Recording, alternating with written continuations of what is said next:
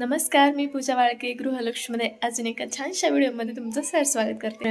आठवड्याभराची म्हणजे जी काही तयारी असते तर ती करायची आहे आज। तर तीच कामं चाललेत आणि दळण वगैरे पण मी आता ठेवून येणार आहे। मग दिवाबत्तीचा टाइम झालाय तर दिवाबत्ती पण करणार आहे आणि नंतर मग जरा थोडासा फ्रीज वगैरे आवरून ठेवणार आहे।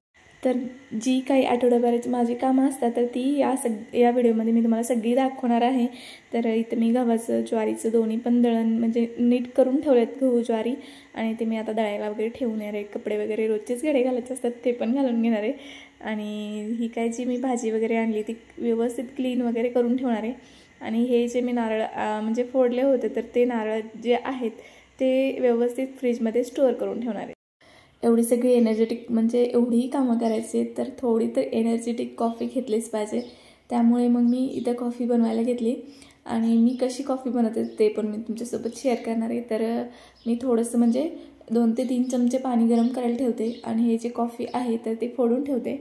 आणि नेहमीच मी अशी मिक्सरमध्ये कॉफी करते आणि कधीतरी मग अशी डायरेक्ट चहा म्हणजे दुधातच चहा कॉफी साखर टाकून अशी पण कॉफी करते। पण अशी कॉफी केली ना खरंच खूप म्हणजे खूप अशी स्ट्रॉंग कॉफी होते आणि असं कॉफी पिल्यावर अशी एक किक भेटते ना, तर तशी कॉफी होते। त्यामुळे तुम्ही नक्की ट्राय करा। तर 2 ते 3 चमचे साखर घेतली मी आता या मिक्सरचं, आपलं जे वाटण वाटायचं मिक्सरचं छोटं भांडं असतं त्यात, आणि हे स्वच्छ धुतलेलं आहे त्यामुळे काही टेन्शन नाही की वाटण वाटलं त्यात की कॉफीची चव कशी लागेल वगैरे। तर भांडे हे स्वच्छ धुतलेलं पाहिजे।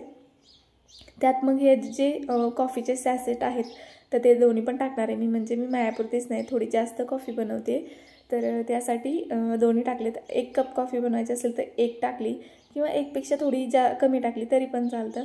आणि 2 ते 3 चमचे अगदी खूप उकळलेलं पाणी मी यात टाकणार आहे आणि मिक्सरला मस्त अशी फिरवून घेणार आहे। ही जोपर्यंत त्यात असा फेस येत नाही तोपर्यंत किती मस्त झाली बघा। आणि खरंच अशी कॉफी खूप म्हणजे खूप थिक आणि टेस्टी होते। तर आता चला आपली कॉफी तयार झाली आणि यात मी असं गरम गरम दूध ओतून घेणार आहे।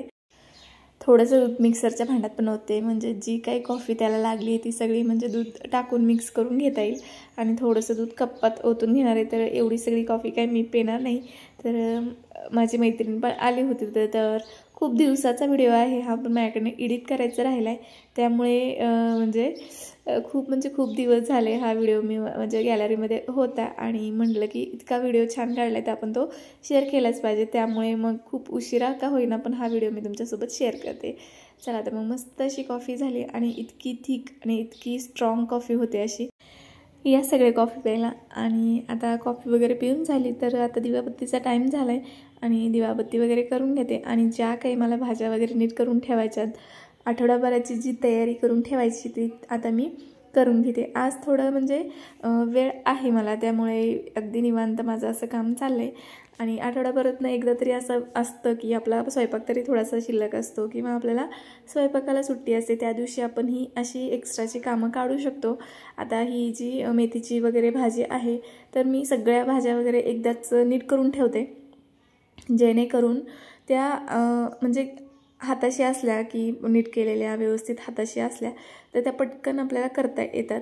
आणि जर आता आपल्याला मेथीची भाजी करायची आणि ती निवडण्यापासून करायची असेल तर खूप वेळ जातो। त्यामुळे मग अशी म्हणजे भाजी वगैरे निवडून ठेवली तर आपला तिथल्या तिथे वेळ वाचतो आणि आठवडाभर आपल्याला अगदी पटापट डब्याला वगैरे भाज्या करता येतात। तर आता माझ्या सगळ्या भाज्या वगैरे नीट करून झाल्यात आणि हे जे खोबरं आहे तर असे म्हणजे केकचे वगैरे डबे असतात तर ते मी काही फेकून देत नाही, असंच फ्रीजमध्ये काही स्टोअर करायला होतात आपल्याला। तर हे जे खोबरं आहे ते मी व्यवस्थित असं काढून घेतलं आहे आणि आता हे असं म्हणजे बारीक कट करून ह्या डब्यात भरून फ्रीजरमध्ये ठेवून टाकणार आहे मी, जेणेकरून मला जेव्हा भाजीला किंवा मोदकाला लागेल तेव्हा ते अगदी म्हणजे सहज मला वापरता येईल। आणि आपण प्रत्येक वेळेसच काही म्हणजे खोबऱ्याची वडी वगैरे बनवत बसत नाही, त्यामुळे असं म्हणजे नंतरनं आपल्याला खोबऱ्याचं पण यूज झाला पाहिजे। त्यामुळे फ्रीजरमध्ये खोबरं जर ठेवलं तर ते खूप दिवस तसंच टिकून राहतं आणि म्हणजे खराब पण नाही होत। फ्रीजमध्ये खाली ठेवलं तर ते खराब होतं, त्याचा वास वगैरे येतो, चिकट वगैरे होतं। पण फ्रीजरमध्ये जर आपण खोबरं असं व्यवस्थित एका डब्यात घालून ठेवलं, किंवा आता हे मी कट करते त्याऐवजी किसून पण खूप जण ठेवतात, म्हणजे कोकणी लोक असतात म्हणजे कोकणातली, तर ते आपण कसं शेंगदाण्याचं कूट टाकतो तर तसं त्यांना वरतून असं खोबऱ्याचा खीस टाकायची सवय असते. तर त्यासाठी पण खरंच ही टिप खूप उपयोगाची आहे की आपण जर फ्रीजरमध्ये असं खोबरं किसून वगैरे ठेवलं, आणि म्हणजे ज्यांना कोणा सवय असेल की खोबरं वरतून भाजीला वगैरे टाकायची किसलेलं, तर ते खूप म्हणजे हँडी जातं, पटकन होतं. आणि अशा जर आपल्याला सवयी असतील तर आपला स्वयंपाक देखील, रोजचा स्वयंपाक अगदी झटपट होतो. मी रोजची म्हणजे सकाळी करायची भाजी वगैरे जी असते ते पण मी आदल्या दिवशीच कट करून नीट करून ठेवते. सकाळी प्रत्येक जणांची खूप गडबड असते आणि बस वगैरे असेल स्कूलला तर मग तर म्हणजे वेळेलाच उरकावं लागतं. त्यामुळे आपण जर अशी तयारी करून ठेवली तरच आपला वेळ गाठता येते, म्हणजे वेळेला सगळं करता येतं. आता माझं सगळं व्यवस्थित क्लीन करून झाले. तर असं नाही की मीच करते, खूप जणी करत असतात, पण एक व्हिडिओ बघून आपल्याला एक एनर्जी येते आणि आपण पण असं करूया, तर त्यासाठी हा व्हिडिओ.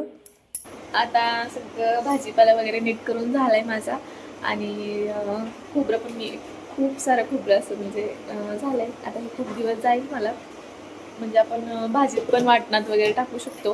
तर कधीतरी खोबऱ्याच्या वड्या न करता मी असं पण खोबरं स्टोअर करते, जेणेकरून खूप दिवस असं पटकन हाताशी राहतं आणि घेतं, म्हणजे युजफुल पण होतं.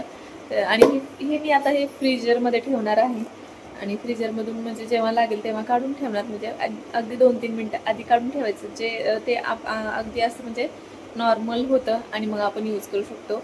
आणि फ्रीजरमध्ये ठेवल्यामुळे ते खूप दिवस छान टिकतं. मुलांचा अभ्यास चाललाय, आणि चला आता याच म्यूटवर मी हा व्हिडिओ एंड करते. चला तर मग गुड नाईट आणि बाय बाय, आणि सर्वांना श्री गुरुदेव दत्त. असं जर फ्रीज आपला ऑर्गनाइज असेल तर आठवडाभर आपल्याला अगदी टेन्शन राहत नाही की आपण उद्या भाजीला काय बनवायचं. आणि हा सगळ्या म्हणजे लेडींचा प्रश्न असतो की अरे काय बनवायचं. असं जर नियोजन करून ठेवलं तर अगदी हा प्रश्न आपल्याला नाहीसा होऊन जातं. चला तर मग बाय बाय.